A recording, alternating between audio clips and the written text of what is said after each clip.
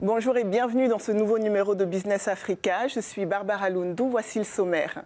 Télécommunications, éducation ou encore aide à l'agriculture quand les satellites accompagnent le développement de l'Afrique. Vous verrez que de plus en plus de pays se lancent dans le domaine spatial et les retombées économiques sont considérables. On continuera en musique avec les artistes nigérians qui font danser le monde entier. On s'intéressera à cette industrie musicale du Nigeria qui, vous allez le voir, est un secteur qui génère des millions de dollars et emploie des centaines de milliers de personnes. Enfin, du Made in Sénégal dans les assiettes, on ira à Dakar où les consommateurs sont de plus en plus attirés par les produits locaux. Et ce, pour le plus grand bonheur des petites entreprises locales et du gouvernement qui veut favoriser la consommation nationale. La Côte d'Ivoire vient d'annoncer qu'elle comptait se doter d'une agence spatiale. Rien de surprenant quand on sait qu'actuellement, de plus en plus de pays africains utilisent le secteur spatial pour accompagner leur développement avec l'aide de satellites. Et vous allez le voir, les retombées économiques ne sont pas négligeables. C'était il y a quelques mois, le 22 mars dernier. La Tunisie lançait son premier satellite dans l'espace, un engin entièrement fabriqué sur place par des ingénieurs tunisiens. Coût du projet, un peu plus d'1 million de dollars et dans ce domaine, les prix varient. En 1998, l'Égypte devient le premier pays africain à lancer un satellite dans l'espace pour un montant de 158 millions de dollars. Il permet de diffuser des chaînes de télévision dans plus de 5 millions de foyers en Afrique centrale et au Moyen-Orient et rapporte au pays des revenus d'environ 100 millions de dollars chaque année. Quelques années plus tard, le Ghana lance GhanaSat 1 pour 50 000 dollars, un satellite entièrement fabriqué sur place. Au total, on compte à ce jour 43 satellites africains dans l'espace. Leurs coûts varient en fonction de leur taille, mais aussi de leur utilité. Ils peuvent servir pour l'agriculture, les télécommunications, pour aider à la recherche de matières premières ou encore pour la surveillance de l'environnement. Et ce marché est lucratif, puisqu'en 2019, par exemple, les satellites africains de télécommunications ont rapporté à cette industrie 1 milliard de dollars.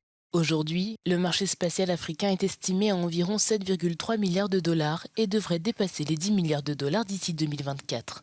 L'industrie est en plein essor et compte désormais plus de 282 entreprises qui emploient près de 10 000 personnes. La plupart de ces sociétés se trouvent en Égypte, au Kenya, au Nigeria et en Afrique du Sud. On va approfondir ce sujet avec Sekou Ouedraogo, ingénieur aéronautique et président de l'ASO, l'African Aeronautics and Space Organization.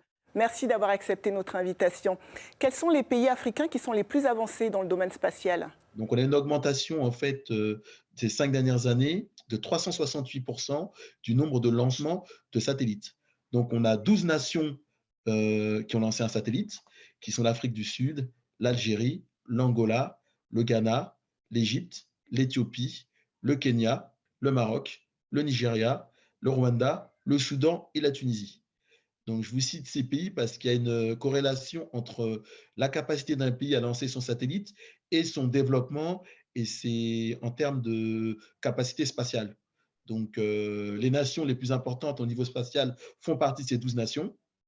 Il y a d'autres nations qui travaillent dans ces domaines-là, mais qui n'ont pas encore lancé de satellite. Des nations comme le Zimbabwe, qui vient de créer une agence spatiale, Djibouti, qui est en train de concevoir ce premier nanosatellite, qui sont des nations qui existent au niveau spatial. Aujourd'hui, qu'est-ce qui manque à l'Afrique pour se positionner comme un continent qui compte dans le domaine spatial ? Le spatial, c'est une science qui demande du temps et beaucoup d'argent et de l'expertise. Donc, dans ces domaines-là, il y a quelques pays qui sont avancés, mais la plupart du temps, on n'a pas les ingénieurs et les techniciens pour pouvoir concevoir les systèmes. Et puis, il faut aussi une volonté politique. Là, il y a une agence spatiale africaine qui va voir le jour au Caire. Donc, ça va permettre de définir la politique spatiale du continent. Mais il va falloir que les nations, en fait, commencent à investir dans le domaine de la science, de la formation, notamment. Et puis, peut-être se fasse aider par des nations plus anciennes, qui ont plus d'expérience, pour pouvoir faire des choses intéressantes dans le domaine spatial. Aujourd'hui, la priorité, c'est surtout de travailler dans l'utilisation des données spatiales et des applications pour le développement. Voilà, devenir une nation spatiale, c'est compliqué. déjà nous positionner et prendre conscience de l'intérêt du spatial pour notre développement, c'est déjà un grand challenge. Et dans ce domaine, à quoi est-ce qu'on peut s'attendre dans les années à venir? Là, il y a plusieurs pays qui commencent à se doter d'institutions qui sont soit des agences nationales spatiales, soit des institutions autour du spatial. Donc, c'est une chose qui va se développer de plus en plus. Il y a des collaborations qui sont faites avec des nations spatiales dans le domaine. On a Djibouti notamment qui est en train de concevoir son nanosatellite national et qui a envoyé des ingénieurs en France notamment pour se former. Il y a le Sénégal aussi qui fait des choses. Donc je pense qu'on va être amené à avoir de plus en plus de nations qui vont rentrer dans le monde fermé des nations spatiales et les nations vont commencer à utiliser le spatial pour leur développement. Jusqu'à présent, tous les satellites africains qui ont été envoyés dans l'espace l'ont été à partir d'un pays en dehors du continent. Est-ce qu'un jour, l'Afrique pourra se doter d'un centre de tir pour pouvoir elle-même lancer ses satellites? En fait, ce qu'il faut bien comprendre dans les infrastructures qui servent à lancer des satellites, c'est que la condition sine qua non, c'est la stabilité, en fait. Parce que les coûts sont tellement importants qu'on ne peut pas se permettre d'investir des centaines de millions de dollars dans une installation et de ne pas pouvoir y accéder 5, 10 ou 15 ans après. Il n'y a aucun investisseur qui se risquera à faire ce genre d'investissement. Parce qu'au niveau géographique, le continent est très, très bien situé. Il y a pas mal de pays qui sont pas loin de l'équateur, qui seraient en fait des endroits idéaux pour le lancement. Parce que ça permettrait d'économiser en carburant pour les lanceurs. Ça permettrait, comme il y a l'océan qui est pas loin, en cas d'échec, ça permettrait justement de sauvegarder en fait, les alentours. Donc, il y a des pays qui seraient idéaux au niveau géographique pour accepter une base de lancement. Merci Sékou Ouedraogo d'avoir accepté de répondre à nos questions. Je rappelle que vous êtes le président de l'ASO, une organisation qui promeut l'utilisation de sciences spatiales au service du développement du continent africain. Bienvenue dans la seconde partie de Business Africa. En janvier prochain, la cérémonie des Grammy Awards aura lieu aux États-Unis et cette année, 8 artistes africains sont nominés. Ils sont essentiellement nigérians. L'occasion pour nous de nous pencher sur cette industrie musicale qui rapporte des millions de dollars et emploie des milliers de personnes. Ils s'appellent Wizkid, Burna Boy, Yemi Alade ou encore Tiwa Savage. Et depuis quelques années, ils font bouger la jeunesse africaine, mais pas seulement. Avec leur hit, le talent de ces chanteurs nigérians s'exporte au-delà des frontières du continent, en Europe, mais aussi aux États-Unis. L'industrie musicale nigériane génère beaucoup d'argent et pesait 39 millions de dollars en 2016, une hausse de 9,0% par rapport à l'année précédente. Des chiffres qui ne cessent d'augmenter et qui ont convaincu des maisons de disques internationales comme Universal ou Sony d'installer des bureaux à Lagos. Le secteur musical est aussi une importante source d'emploi pour des centaines de milliers de Nigérians. Actuellement dans le pays, les secteurs des médias et du divertissement emploient 1,5 million de personnes, un chiffre qui pourrait doubler d'ici à 2025. Sauf que l'industrie musicale est en pleine mutation dans le monde et le Nigeria n'y échappe pas. Avec l'arrivée du digital, en particulier des plateformes de streaming, les modes de consommation ont changé. Aujourd'hui, les revenus des musiciens viennent principalement des concerts, des contrats publicitaires avec des marques, mais aussi des sonneries de téléphone. Le seul téléchargement de sonneries peut rapporter aux artistes les plus populaires jusqu'à 350 000 dollars par an. Par exemple, avec plus de 82 millions d'abonnés au Nigeria, le géant MTN vend ses sonneries 0,25 centimes de dollars l'unité. Du Made in Sénégal dans les assiettes. Dans le pays, de plus en plus de consommateurs préfèrent consommer des produits locaux.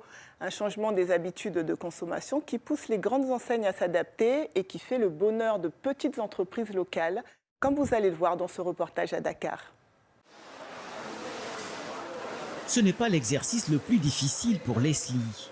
Pour se ravitailler en produits alimentaires, il suffit à cette jeune étudiante camerounaise d'un petit tour dans ce supermarché de Dakar. Son rayon préféré, celui des produits locaux, et pour cause. Mieux vaut se concentrer sur les produits locaux. Là, on sait que voilà, côté qualité et prix, c'est OK. Et c'est ce qu'ont compris les grandes enseignes qui parient désormais sur le Made in Sénégal. Dans les magasins d'Auchan, par exemple, on compte plus de 4130 références de produits locaux. C'est 60% des ventes, fruit d'un partenariat gagnant-gagnant avec plus de 600 producteurs. Déjà, ça offre un circuit de distribution à ces producteurs locaux-là, à ces partenaires. Parce qu'avant qu'on arrive, le marché n'arrivait pas à absorber toute cette production-là.